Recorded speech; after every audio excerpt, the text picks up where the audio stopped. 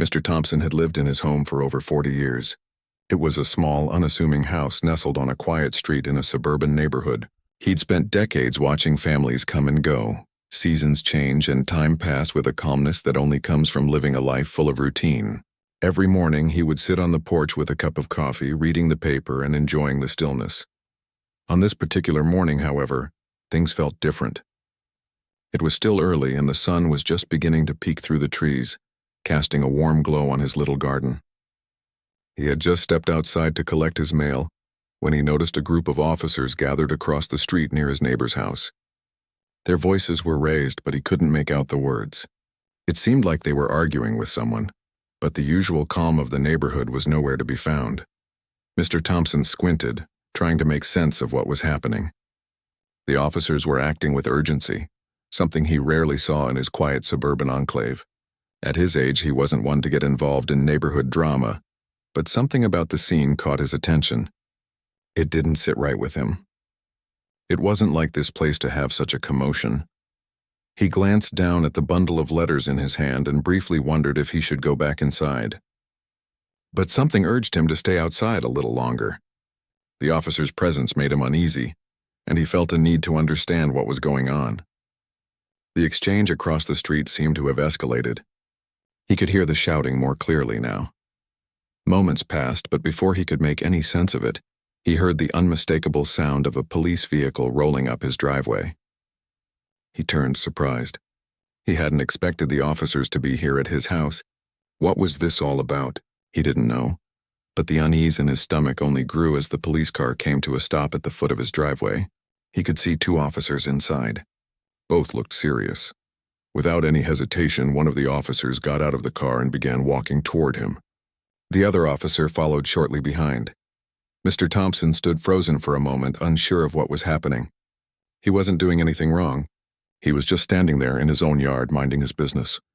"Good morning, sir," one of the officers said, his tone flat. "We need to speak with you for a moment." Mr. Thompson blinked in confusion. "Is everything okay? Can I help you with something?" The officer didn't immediately answer. He seemed to be sizing Mr. Thompson up as if determining his response before continuing. "We need you to step inside your house, please." The words were calm, but there was an edge to them. It wasn't a question. It felt more like a command. Mr. Thompson was taken aback. Why were the police here at his house and telling him to go inside? He wasn't a troublemaker, and as far as he knew, he wasn't involved in anything that would warrant a police visit. His heart began to race, and he felt a surge of anxiety rise in his chest. "I don't understand," Mr. Thompson said, his voice shaky. "Why do I need to go inside?" The officer glanced briefly at his partner before turning back to Mr. Thompson. "It's for your safety, sir. Just follow our instructions and everything will be fine." At this point, Mr. Thompson started to feel a sense of fear creep in. He had always trusted law enforcement in the past, but there was something about this situation that didn't feel right. He hadn't heard of any incident involving him, and he couldn't fathom why they were suddenly at his door telling him to go inside. He hesitated for a moment, weighing his options. He could simply refuse and stand his ground, but what would that lead to? At his age, he didn't want to cause trouble, and the idea of making things more difficult only added to his anxiety. Reluctantly, he nodded and began walking toward the front door of his home. As he approached the door, he could feel the officer's eyes on him, their gaze sharp and unwavering. He reached for the handle, feeling the cold metal against his palm, but just before he could open the door, one of the officers stepped forward, blocking his path. "We'll need to accompany you inside, sir," the officer said, his voice cold and matter-of-fact. Mr. Thompson's stomach dropped. This was no longer just a conversation. It felt like something more sinister was unfolding. "Why?" he asked again, his voice trembling. "What's going on? I haven't done anything wrong." The officer didn't answer right away, but the silence only deepened Mr. Thompson's unease. He could feel his heart pounding in his chest now. This wasn't a simple request anymore. It felt like something much more serious. Before he could protest further, another officer appeared behind him, and that's when he noticed it. There were now more police cars on his street. More officers had arrived, and the scene seemed to be escalating quickly. What had started as an isolated incident across the street had now turned into something that felt entirely different. Mr. Thompson could feel the weight of the situation press down on him. The officers were being careful, methodical, but he could also sense the tension in the air. There was something looming, something he couldn't quite put his finger on. "Sir, please just comply," the officer said once more, his voice now sharper. "We are following procedure." At that moment, Mr. Thompson felt a chill run down his spine. He had never been one to resist authority, but the pressure mounting around him was becoming overwhelming. For the first time in his life, he felt like a stranger in his own home. The officers didn't seem to care about his confusion or his concern. They had their orders, and it was clear they expected him to follow them. No questions asked. As the door creaked open, the officer stepped aside, allowing Mr. Thompson to enter his house. But just as he was about to cross the threshold, something unexpected happened. The officer behind him suddenly shoved him in the back, sending him stumbling forward into the doorway. Before he could catch his balance, another push came from behind. This time it wasn't just a gentle nudge. It was a forceful shove. The unexpected jolt caused Mr. Thompson to lose his footing, and in an instant he found himself falling backward. His hands flailed, trying to grasp something, anything to stop the fall, but the steps were too close. He couldn't catch himself in time. With a sickening thud, Mr. Thompson hit the ground. His body collided with the cold concrete of the front steps. His head slammed against the pavement, and he felt a sharp pain shoot through his body. For a moment, everything went quiet. The sound of Mr. Thompson's body hitting the ground echoed through the quiet street, a stark contrast to the usual peaceful mornings in the neighborhood. His head throbbed with pain, and for a few moments all he could do was lie there, his vision blurry and his body aching. He hadn't expected this. 1 minute, he was trying to understand why the police were at his doorstep, and the next, he was lying at the bottom of his front steps, disoriented and hurt. It took him a moment to gather his thoughts, and as he slowly pushed himself up onto his elbows, the officers loomed above him. Their faces were unreadable, their expressions cold. Mr. Thompson's mind raced as he tried to make sense of what had just happened. The pain in his head intensified, and his vision swam as he struggled to sit up. He could feel the sting of his scraped hands and the bruising on his side where he had fallen. The officer who had shoved him down the steps stood nearby, not offering any help. In fact, there was no sign of concern at all. The only sound was the faint rustling of leaves in the trees above him and the distant hum of a passing car. "Are you okay?" one of the officers asked. But the question sounded more like an afterthought, as if they were going through the motions. Mr. Thompson, still dazed, looked up at the officer, his voice barely a whisper. What did you do?" The officer didn't respond right away, and the silence between them seemed to stretch on, thick and uncomfortable. The older man's heart raced and his mind reeled from the shock. He had never been in a situation like this before.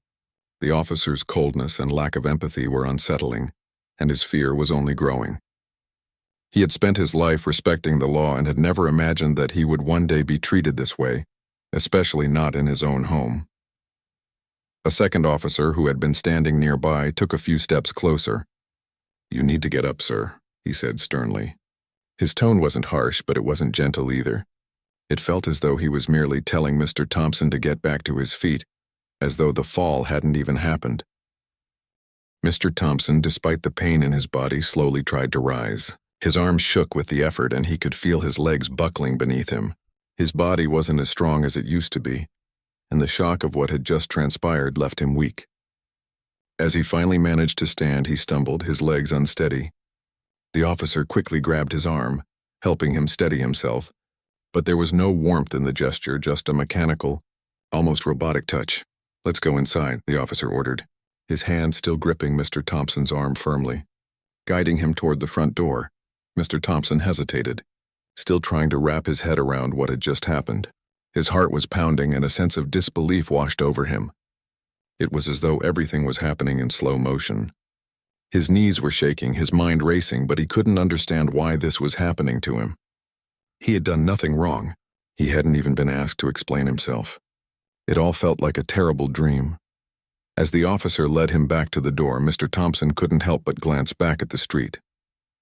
The other officer was still standing near the driveway, his eyes scanning the neighborhood as though ensuring no one was watching. But Mr. Thompson's thoughts were too consumed with the pain in his body and the confusion in his mind Why hadn't they shown any care?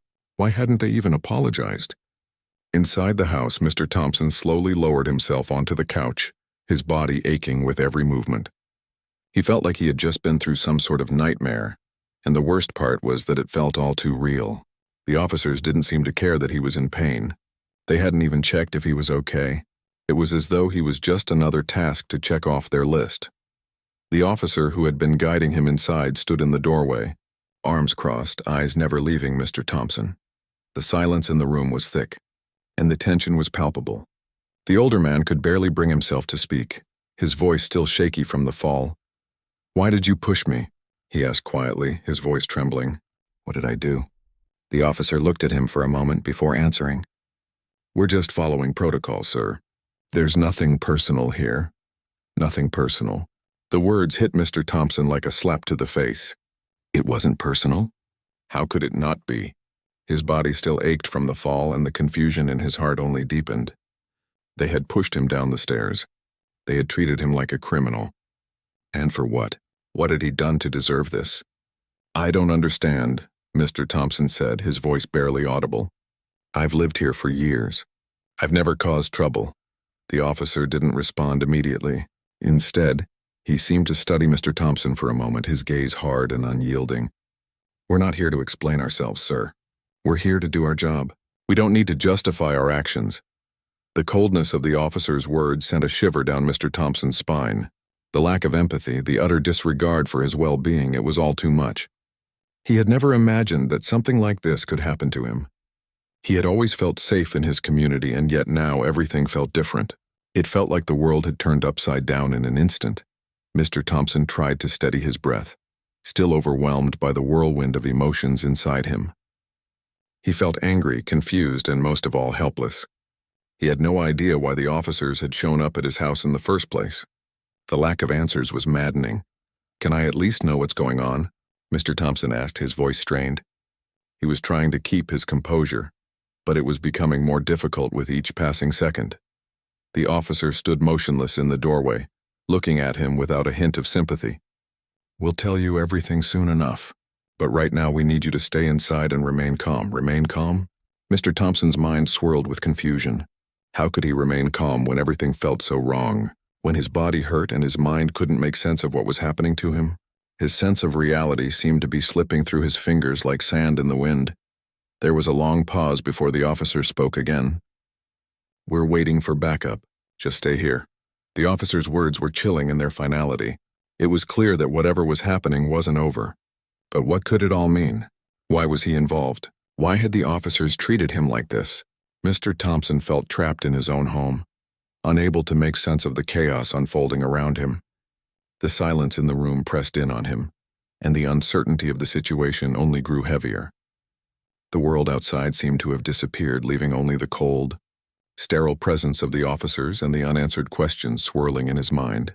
Mr. Thompson sat in silence on the couch, his hands resting in his lap, his mind racing. The words the officer had spoken kept echoing in his ears. "We're not here to explain ourselves.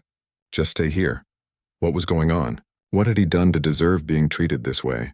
He had never imagined his quiet life would be interrupted by something so frightening. He was just an old man, trying to live out his retirement in peace. He had no enemies, no criminal past, nothing that would suggest he would be caught in the middle of a police operation. Yet here he was, sitting in his own living room, feeling more like a suspect than a homeowner. The room felt small and suffocating, as though the walls were closing in on him. The silence between him and the officers was thick, and every minute that passed without an explanation only added to his growing sense of unease. He tried to steady his thoughts, but the pain in his head, the lingering ache in his side, and the confusion gnawing at him made it difficult to focus.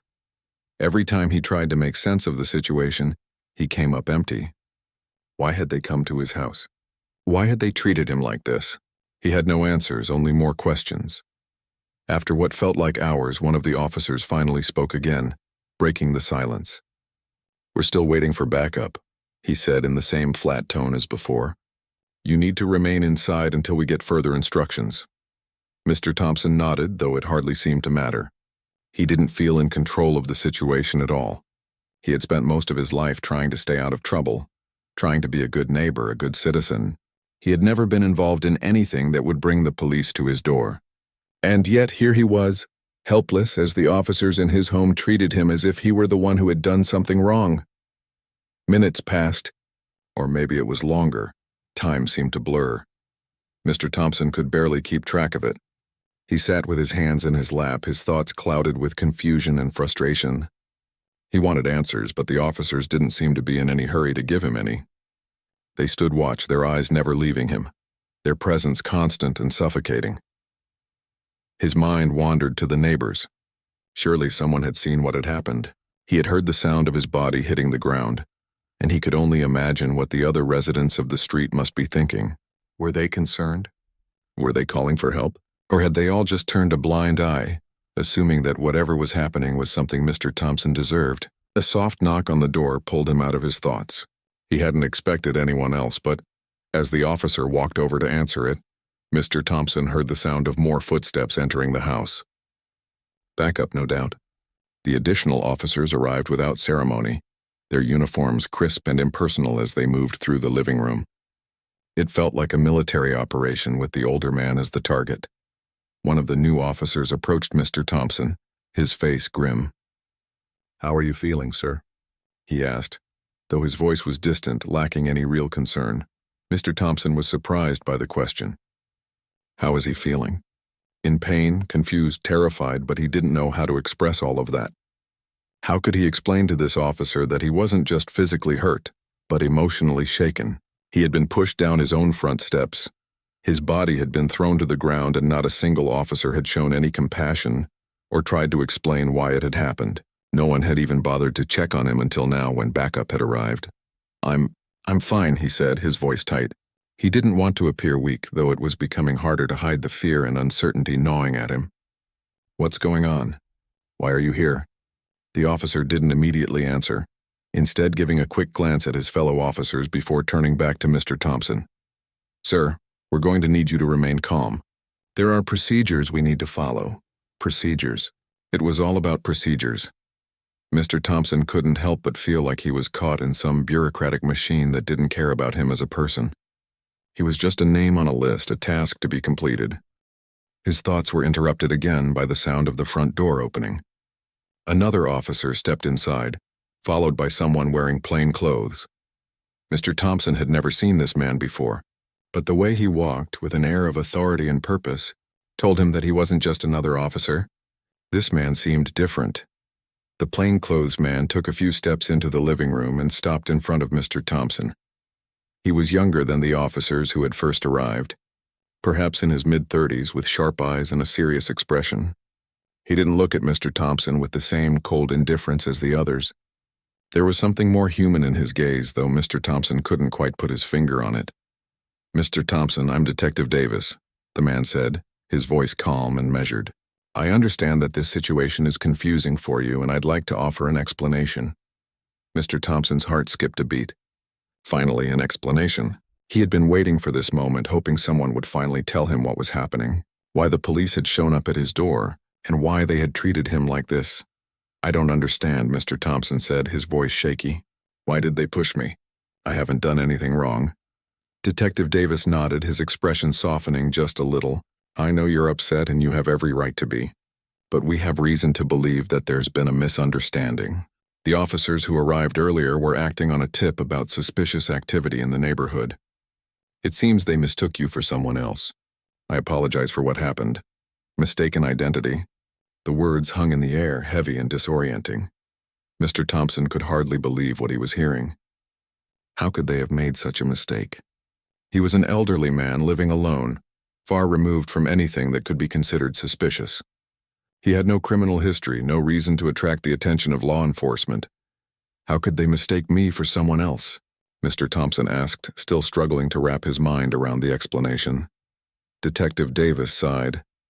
"We're still investigating, but it appears there was some miscommunication. The officers who pushed you were responding to a different situation, and unfortunately you were caught in the crossfire." Mr. Thompson shook his head, his mind struggling to process the detective's words. It didn't seem real. All of this had been a mistake? His body still ached from the fall. His mind was still clouded with confusion, and he couldn't believe that this had all been some terrible misunderstanding. "Why didn't anyone apologize?" he asked, his voice filled with frustration. "Why didn't they help me when I was on the ground?" Detective Davis looked down for a moment as though he didn't know how to answer. "I'm truly sorry for what you've gone through, Mr. Thompson. This shouldn't have happened, and I will make sure that the officers involved are held accountable." Accountable? The word didn't comfort Mr. Thompson. It wasn't enough to make the pain in his body go away, or the fear and confusion in his heart subside. All he wanted was to go back to his quiet life, the one that had been turned upside down by a mistake. For the first time in what felt like hours, Mr. Thompson allowed himself to close his eyes, his head heavy with exhaustion. The words of the detective barely registered in his mind as he struggled to process everything. All he could think about was the fall, the officer's cold indifference, and the uncertainty of what would come next. Mr. Thompson sat in his chair, his mind swirling with the words the detective had just said. A mistake. That's what it all boiled down to. The officers, in their haste and confusion, had mistaken him for someone else. The idea felt surreal, almost impossible to believe. How could anyone mistake a man of his age, someone who had lived quietly on this street for years, for a criminal? The fall, the pain, the shock, all of it was still fresh in his mind. Detective Davis watched him closely, perhaps waiting for a reaction, but Mr. Thompson was too stunned to speak. The silence stretched between them, thick and uncomfortable. He wanted to yell, to express his anger and frustration, but the words stuck in his throat. What could he say? He felt as though he had no voice in this situation. His body still ached, his head throbbed, and now there was an overwhelming sense of humiliation creeping in. "I know this is hard to accept." "Mr. Thompson," Detective Davis finally said, breaking the silence, "but I need you to understand that this was an unfortunate misunderstanding. We're doing everything we can to make sure it doesn't happen again. Everything they could." Mr. Thompson didn't feel reassured. Words like that didn't heal the hurt. They didn't take away the fear or the embarrassment. He had been treated like a criminal, like someone guilty of something, and for what? A mistake. The whole thing felt like a bad dream, one he couldn't wake up from. "Are you telling me that's it?" Mr. Thompson asked, his voice shaky. "You're just going to apologize and expect me to forget what happened?" Detective Davis hesitated, clearly sensing the anger in Mr. Thompson's voice. "I understand that this is upsetting, but there are procedures in place. We're going to conduct a full investigation into the actions of the officers involved. Rest assured, this isn't something we take lightly." Mr. Thompson shook his head slowly, still struggling to find his words. "I don't know if an apology is enough," he muttered, his voice barely above a whisper.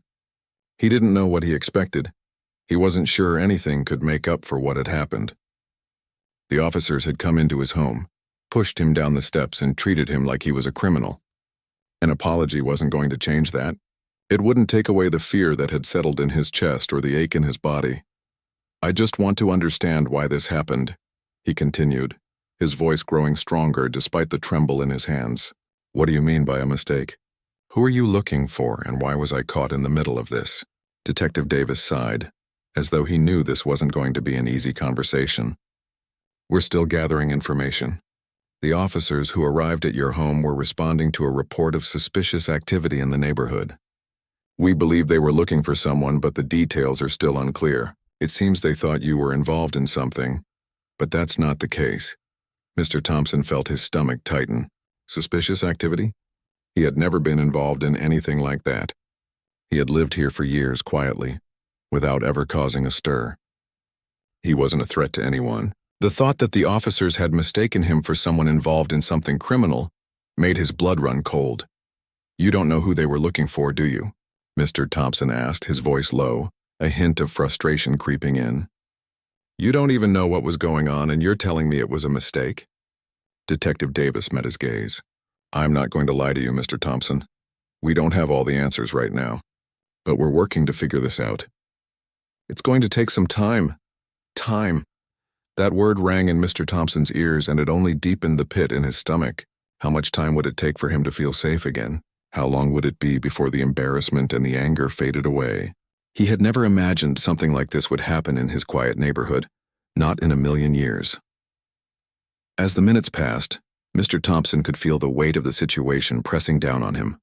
The detective was trying to be reassuring, but the older man didn't feel reassured at all. It was hard to believe that things would be okay when he was still shaken from the experience. The officers had pushed him down the steps, and even now they hadn't checked on him properly. They hadn't shown any concern, no empathy for the fact that he was hurt. Instead, they had just moved on, as if he was nothing more than a nuisance to them. "Are you telling me I'm just supposed to sit here and wait for this to blow over?" Mr. Thompson asked, his voice growing more impatient. "You can't expect me to just forget what happened." "I'm not asking you to forget," Detective Davis replied, his tone softer now. "But I am asking you to give us time to investigate. We need to make sure this doesn't happen again. And that's what we're focused on right now. I know it doesn't fix what happened, but we'll do everything we can to make it right." Mr. Thompson clenched his fists, the frustration bubbling up inside him. He wanted to scream, to tell the detective that nothing could make it right. But he didn't. He couldn't. He was tired. Tired from the fall, tired from the shock, tired of not understanding why all of this had happened. He just wanted answers, and for once, he wanted someone to take responsibility for what had been done to him. The detective seemed to sense the older man's frustration. "Mr. Thompson, I understand that you're angry. You have every right to be. And I promise you that this will not be swept under the rug. I'm not going to make excuses for what happened. But I do ask for your patience while we get to the bottom of this." Patience. That word hung in the air like a weight. How much patience could one man have when his life had been turned upside down? How could anyone be patient after being shoved down the steps of his own home? After being treated like a criminal by the people who were supposed to protect him? Mr. Thompson didn't respond right away. He simply sat there, his hands clasped tightly in his lap, staring at the floor. He didn't know what to say anymore. What could he say? Nothing would change what had happened. No amount of words, no amount of promises would erase the fear, the pain, the humiliation. As the detective stood there waiting for Mr. Thompson's response, the older man's thoughts drifted again to the neighborhood outside. His peaceful street had been disturbed in the worst possible way, and now he wasn't sure what kind of place he was living in anymore. The trust he had once placed in the people around him, his neighbors, the police, had been shaken to its core. He took a deep breath, trying to steady himself, trying to regain some semblance of control. The situation wasn't over yet. There were still more questions, still more to understand, but for now all he could do was wait and hope. Hope that one day he could go back to his quiet life, the one that had been so violently interrupted. He wanted his peace back. He wanted his dignity back. But most of all, he wanted the feeling of safety he had once taken for granted. Days passed, but Mr. Thompson's mind was still consumed by what had happened. It was hard to think about anything else. The image of the officers pushing him down the front steps kept replaying in his mind, over and over again. He couldn't shake the feeling of helplessness that had gripped him in that moment. Every time he closed his eyes, he saw their cold, indifferent faces. Every time he moved, the pain from the fall reminded him of just how wrong the whole situation had been. The detective had promised an investigation, but Mr. Thompson didn't feel any sense of closure. He hadn't heard from the police again, and the days seemed to drag on without any real answers. He had been given no information about the officers involved, no explanation about what had gone wrong. It was as if the entire event had been swept under the rug. The idea of waiting for something to change felt unbearable. The small town he had lived in for decades now felt unfamiliar to him. The place that had once been a haven of peace and security now felt unsafe, as though the very people who were supposed to protect him had abandoned him when he needed them the most.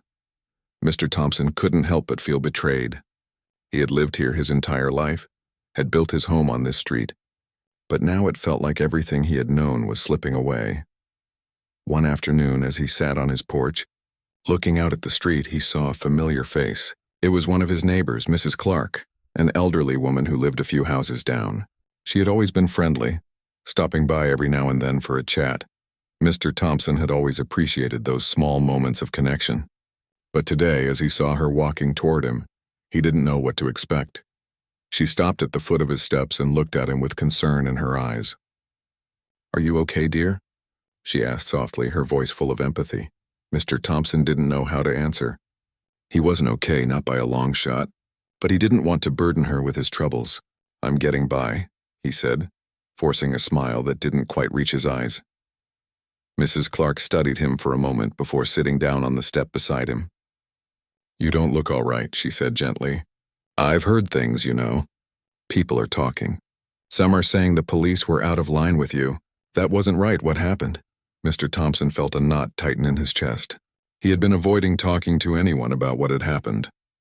He hadn't even shared the details with his closest friends or family. But Mrs. Clark had a way of making him feel like he could talk without being judged. She had always been a kind soul, and right now he needed kindness more than ever. "I don't know what to say," he replied quietly. "It's been hard, really hard. I don't know why it happened. I don't know why they treated me like that." Mrs. Clark nodded sympathetically. "I know it's been tough, and I'm sorry you're going through this. But I think people should know the truth. What they did to you, it wasn't right and it shouldn't be ignored." Her words struck a chord deep within him. For the first time since the incident, he felt like someone understood the depth of his pain. Someone was finally acknowledging that what had happened to him wasn't just a mistake. It was an injustice.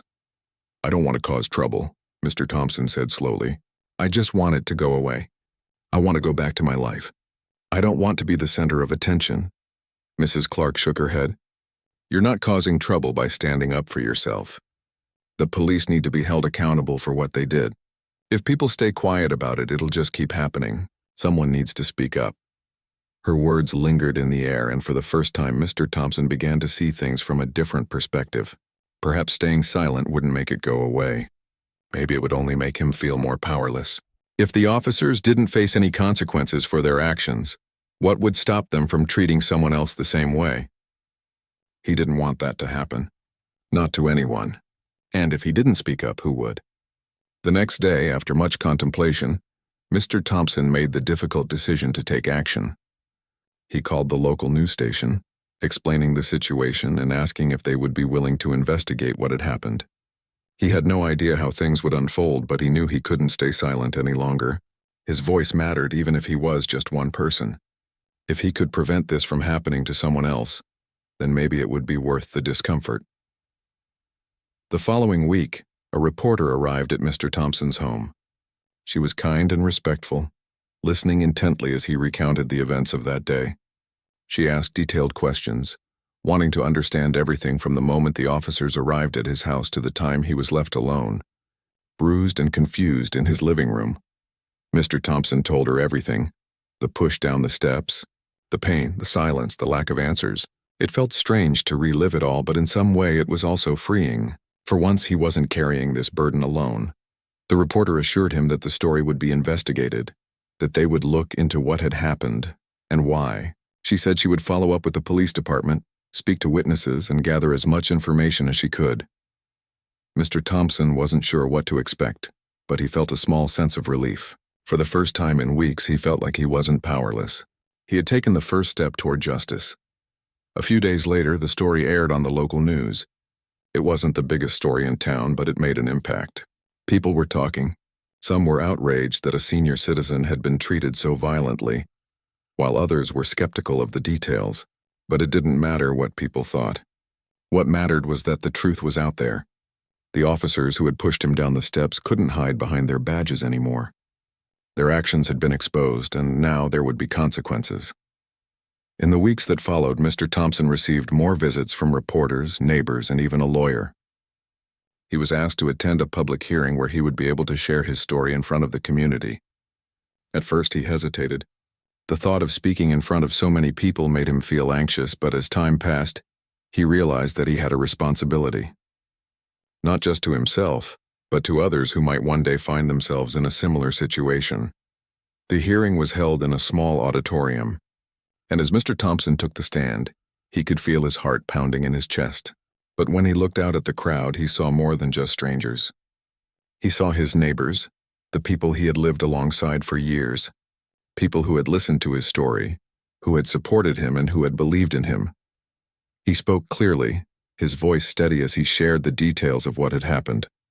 He spoke not just about the physical pain, but the emotional toll it had taken on him. The fear, the helplessness, the loss of trust. He told them about the officers' cold indifference, how they had treated him like a criminal, and how in that moment, he had lost faith in the very people who were supposed to protect him. The room was silent as he spoke, and when he finished, the applause was slow but sincere. It wasn't just a recognition of his courage. It was a recognition of the truth. His truth. And for the first time in months, Mr. Thompson felt a sense of peace. He had stood up for himself for what was right, and he had done it without backing down. No matter what happened next, he knew he had taken the right step. In the weeks that followed, the police department launched an internal investigation into the officers involved. Though the process was slow, Mr. Thompson received regular updates.